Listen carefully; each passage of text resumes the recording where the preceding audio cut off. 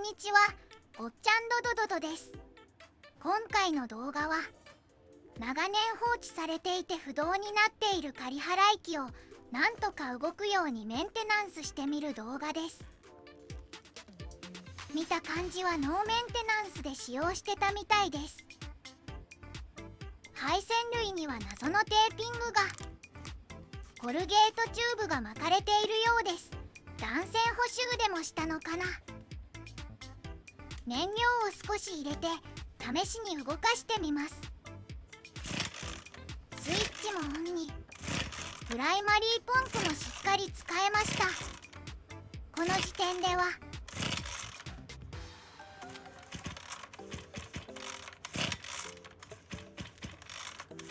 諦めました。早速バラし始めます。ピストンの圧縮は感じたので重傷ではなさそうです。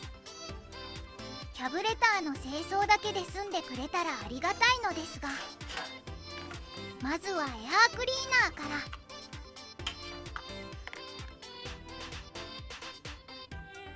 ら。あれ、フィルターがありませんね。どうやら前の所有者はフィルターレスで使っていたようです。大丈夫かエンジン。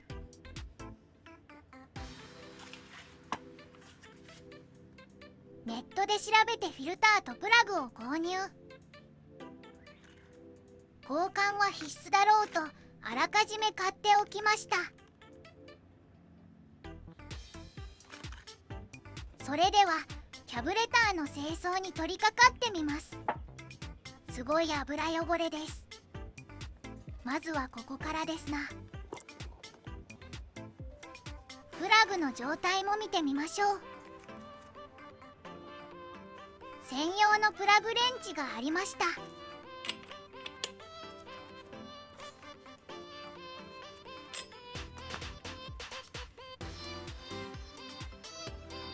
もっと油で湿った状態を想像していましたが、摩耗もないので清掃したら使えそうです。でもせっかく新品を購入したので交換します。さすが新品綺麗です。とりあえず交換しました。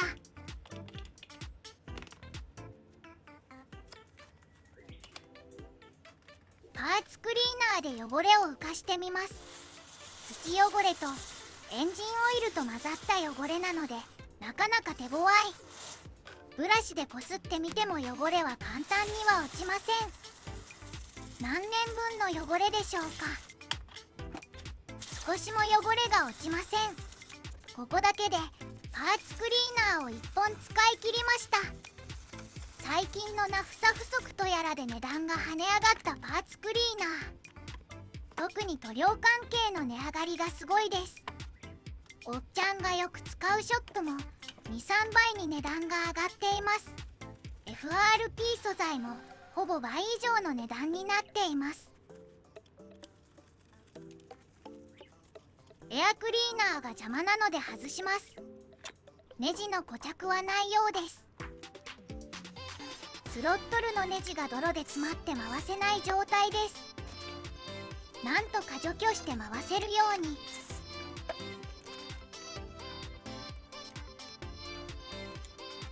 少し硬い感じでした。ネジを2本外せば外れます。燃料関係のホースが変色していて今にも裂けそうです。これは交換した方が良さそうですな。少し掃除してエンジンに火が入るか試してみたいので燃料のホースが切れないようにしないと。まだキャブレターの部品も注文していないのでホースはつなげたまま作業しています。ぐりぐりキャブレターを掃除してる間にちぎれそうですが、パーツクリーナーのノズルが映り込んで邪魔しています。ごめんなさい。パーツクリーナーは TCM のゴムにも使えるやつを使用しています。税込み500円近くになっていました。石油の不足前は300円くらいで買えてたはず。何もかにも値段が上がって趣味にお金が使いづらい状況になってきました。愚痴をこぼしている間にも作業は進んでいます。ガスケットが固着しています。長年放置していたっぽいし仕方がない感じです。ちょっとこじたら分離しました。思ったよりも綺麗な感じです。もしかしたらこのままガスケットやダイヤフラムやゴム類も交換しないでも動くかな。実際にはそうは甘くないようでして、キャブレターの中身の状態を見るために分解したついでにちょっとキャブクリーナーを吹きつけます。やってしまいました。キャブクリーナーはゴム類にはかけないようにしないと。この失敗のせいでこの後に起こるプライマリーポンプのひび割れが発生したのかもしれません。仮払い機のキャブレターはフロート式ではなくダイヤフラム式になっているようです。ダイヤフラム式なんだろうなということで調べてみると、ゴム膜が不圧に連動して燃料を供給する仕組みのようです。傾けても燃料が供給されるようになっているみたいですね。なのでチェーンソーや仮払い機の小型エンジン向きのようです。ゴム膜なのでちょっとした劣化で燃料の供給不良になりそうです。時間はかかりましたが外側はきれいになりました。キャブレター側は一旦置いておきます。この日はまだ時間があったのでエアクリーナーもきれいにしていきます。フィルターレスで動かしていたのでこちらも土汚れがひどいです。いつからフィルターレスだったのかは想像がつきませんが、おそらくフィルターのスポンジの目に汚れが溜まってエアーを吸わなくなってエンジンが不調になったのでフィルターを外したんじゃないかと思います。そういえばおっちゃんは最初は手袋をするのに時が経つと素手で作業してしまいます。面倒くさがりなおっちゃんの悪い癖です。おかげで何回も手を洗う羽目になります。エアクリーナーもきれいになりました。エアクリーナーのケース自体は破損もないようです。ここで一旦組み直してエンジンがかかるかチェック。もしこれでエンジンがかかったら修理の追い金もいらずラッキーです。おそらく外側がきれいになっただけなので根本的な解決にはなっていないと思います。今回の清掃でキャブレターの方が分かったので部品も注文できそうです。マルボロ WY 系と刻印が見えました。とても汎用性のある有名なタイプのキャブレターみたいです。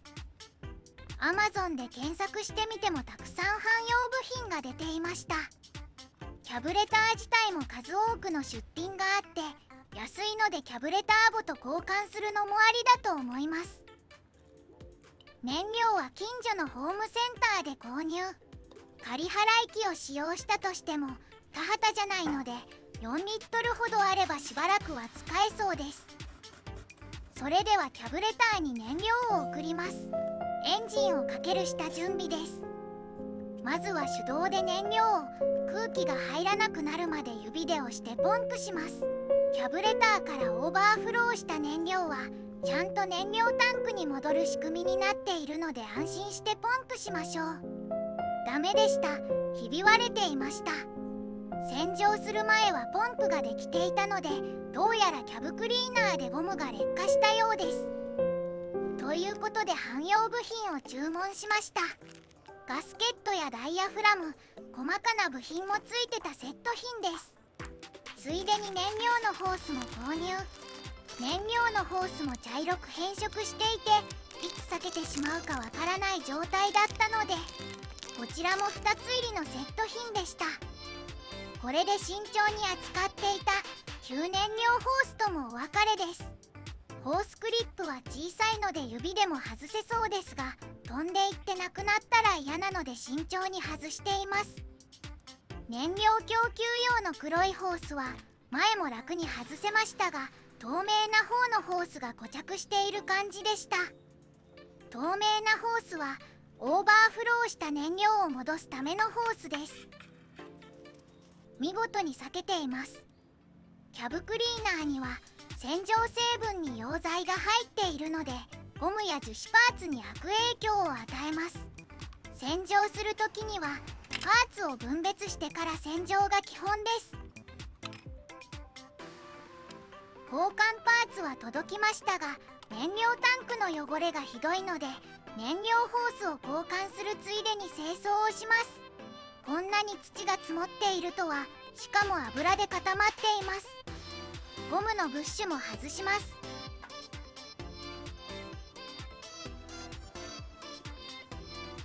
やはり普通のブラシでは溜まった汚れは落ちてくれそうにないです。ヘラ等で汚れをあらかじめ落としてからパーツクリーナーを使いました。何年も溜まって固着した汚れはしぶといです。パーツクリーナーは揮発性なので、こういう作業には向いていない気もします。土とエンジンオイルの洗浄には何を使うのが正解だったんだろう。粘土状になっているので、なかなか汚れが落ちなかったです。このままだとパーツクリーナーが無駄に減っちゃうので、結局物理的にマイナスドライバーを使います。燃料タンクを傷つけないように慎重に。あらかた泥汚れを落としたら、あとは簡単です。パーツクリーナーで楽に汚れが落ちていきます。キャブレターの外側の汚れもこうやってこそぎ落としてから洗浄したら、もうちょっと楽に汚れが落とせたかと。おっちゃん、また一つ賢くなりました。いやでも基本的なことの気もします。笑い。燃料タンクがきれいになったところで、購入した燃料ホースを付け替えてみたいと思います。少し硬かったですが、ほじったら外れました。もしかしたらこの箇所からも燃料が漏れていたかもしれないので、交換しておくのも良いかもです。新品なのでもちろん綺麗。耐久性はこれからな感じです。ホースクリップは付属していなかったので、古いホースから外して再利用します。燃料を吸い上げる用のフィルターとエアーを調整用のフィルターがホースクリップで止まっていました。稼働中に振動で抜けても嫌なので、きちんと止めておきます。フィルターの形状の大きい方が燃料フィルターです。間違えずにタンク内に入れましょう。汎用の燃料ケーブルセットでしたが、丸山の仮払い機にも使えるということで、サイズも水に購入してしまいましたが、うまくいって助かりました。燃料のホースの交換も終わったので、次はガスケットとダイヤフラムの交換をしていきます。今のところ不具合の原因な気がする怪しそうなパーツです。絶妙なバランスでだましだまし動いていた機械が清掃しただけで動かなくなってしまう、よく聞く感じです。今回のメンテナンスで違う箇所が壊れてしまったら嫌だな。というか、またシリンダー側のガスケットを注文し忘れました。エアクリーナー側のオーリングはサイズを測って汎用品を見つけるしかなさそうです。ガスケットは汎用品が売っていました。また後で探してみます。とりあえず揃っている部品から交換を始めます。まずは壊れていると一目でわかるプライマリーポンプ。金具で圧着している感じなので、特に固着はしていませんでした。なので交換も簡単です。元の金具にはめ込んだら交換は完了です。特に力もいらない作業です。付け替えるだけでした。次は重要なパーツ、ダイヤフラムの交換です。ガスケットと重ねて元の金具に収めます。付ける順番はガスケット、その上にメタリングダイヤフラムとなります。向きが逆でした。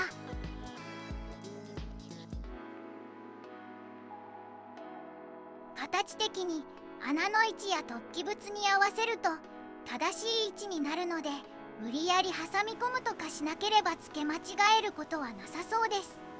キャブレター本体側にもガスケットをつけます。ここのガスケットとダイヤフラムのゴムは固着していました。キャブレターに傷をつけないようにガスケットを削っていきます。キャブレター内に固まった汚れやダイヤフラムの固着も確認できたので、ここが不具合の原因の一つかもしれません。組み付けの順番はガスケット、その上がダイヤフラムになります。こんな感じで下のポンプ部分と合わせてプライマリーポンプを装着したら大まかな部品交換は終了です。ちょっと汚れが付着していました。プライマリーポンプ部分も逆向きだと取り付けできないので間違いはなさそうです。何か変だなと思ったらキャブレター内部の清掃動画をアップし忘れていました。燃料が通る穴という穴にキャブクリーナーを吹きつけて貫通しているか確認しましょう。すっかりきれいになったキャブレター、調子よくエンジンがかかってくれると嬉しいです。キャブレターがきれいになったら本体の他の箇所の汚れが気になったおっちゃん。動作には支障がなさそうですが、せっかくなので土を取り除いてみます。もっと分解すれば取り除きやすそうですが、他が壊れそうと大体で済ませました。外していた燃料タンクの取り付け。燃料タンクとリコイルスターターは燃料タンクを挟み込む形でボルト止めされています。3箇所六角ボルトで止まっていました。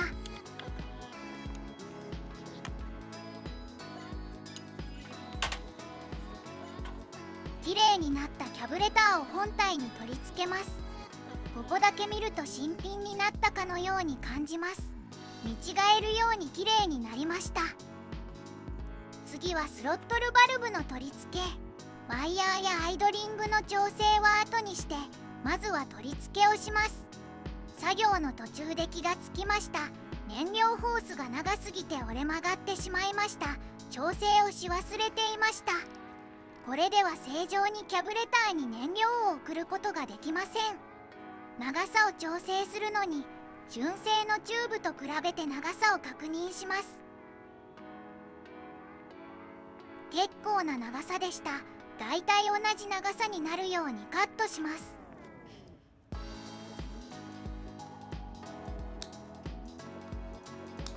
長さ合わせも済んだので次の作業に。燃料のホースとオーバーフロー用のホースを元の位置に戻します。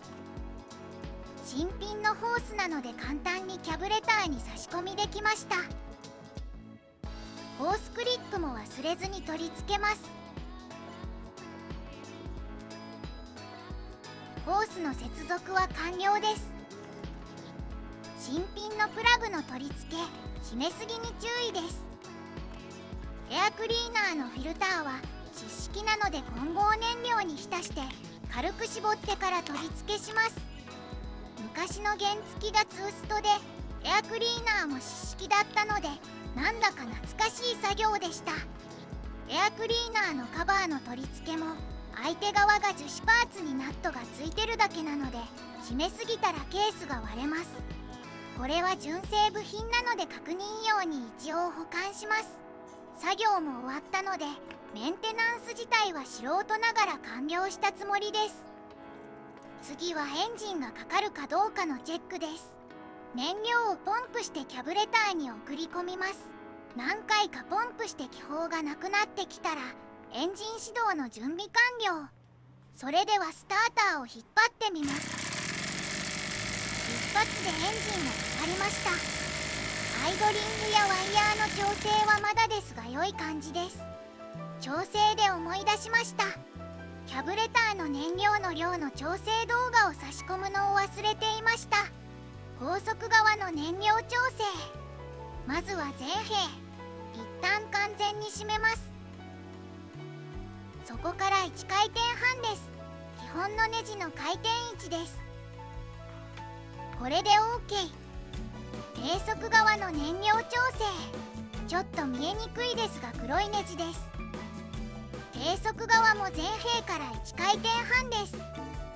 これが基本の位置なので状況によって閉めたり開いたりします。低速側はエンジンの始動が悪かったり加加速が良くなかったら調整します。エンジンが焼き付いたりすると手に負えないので、基本の設定で使用するのが無難だと思います。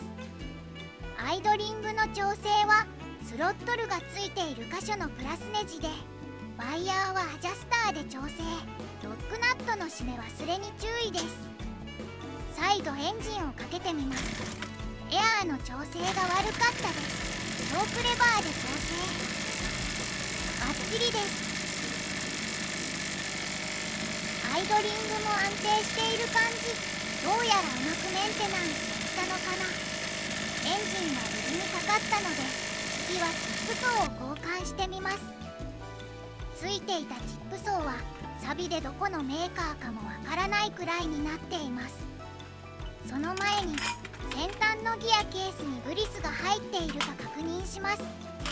説明書のメンテナンスの項目に書いてありました。ボルトを外して中を見るとグリスが目いっぱい入っていなかったので注入します。ギアケース用のグリスも仮払い機と一緒に保管してあったので古そうですが使ってみます。ギアを回しながらグリスを流し込みます。アタッチメントの先を切るのが細すぎたのか、グリスが思ったように出てきません。少しずつ出ているのでこのまま流し込みます。注入口までいっぱいにグリスが入っていれば良いみたいなので、頑張ってグリスを押し込みます。いっぱいになったのでグリスの注入作業は終了です。回転も滑らか、良い感じ。メンテナンスも無事に終わり、エンジンの調子も良いようです。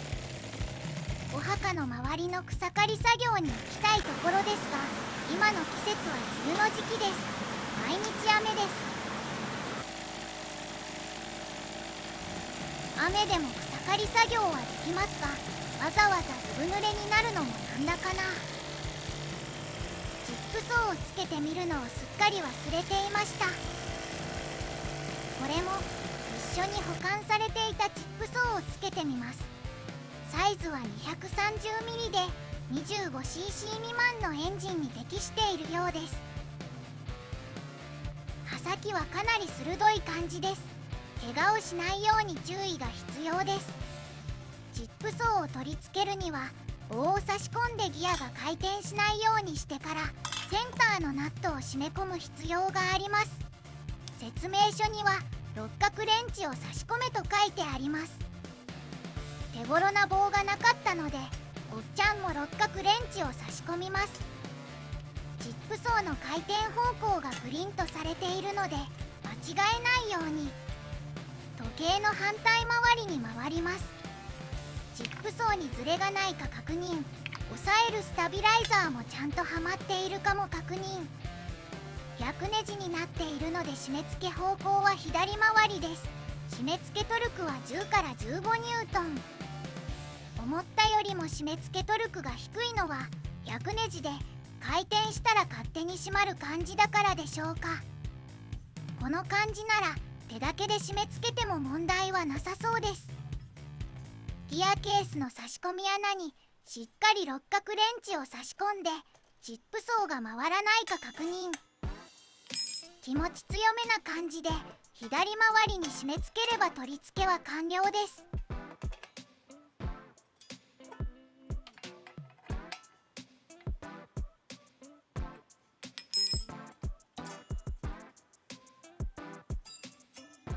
ズレもブレもなさそうです。取り替え作業が終わったら危ないので付属していた刃のカバーを巻いておきました。このカバーは簡易的な感じです。